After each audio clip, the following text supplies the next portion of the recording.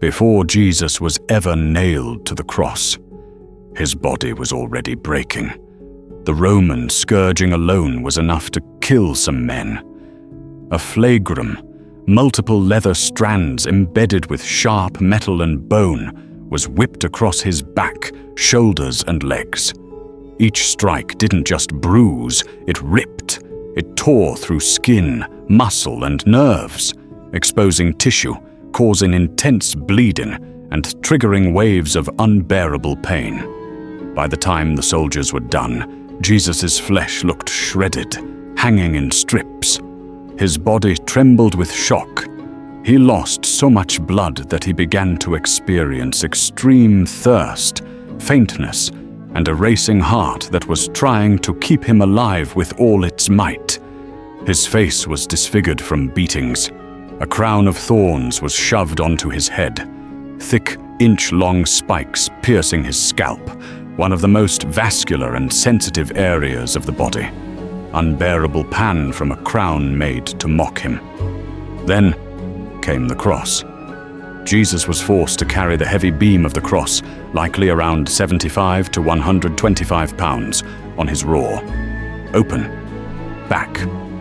Every step pressed splinters into exposed nerves. He stumbled, collapsed. Simon of Cyrene had to carry it for him, not because of mercy, but because Jesus was near total physical collapse. At Golgotha, they laid him down. No anesthesia. No compassion. Thick iron spikes were driven through his wrists, not through the palm, as often shown, but between the radius and ulna, piercing the median nerve. It would have felt like lightning exploding through his arms. They bent his knees, placed one foot over the other, and drove another spike through both, crushing bones and nerves in the process. Then they lifted the cross. Now hanging, the full weight of his body was pulling downward. His shoulders and elbows dislocated, his chest stretched. In order to breathe, he had to push up on the nail in his feet, ripping flesh further each time, just to inhale, then collapse again in exhaustion, causing slow suffocation.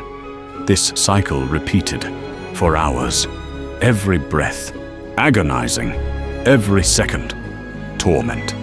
His body shook with pain, and his heart strained under the pressure of blood loss, trauma, and respiratory distress.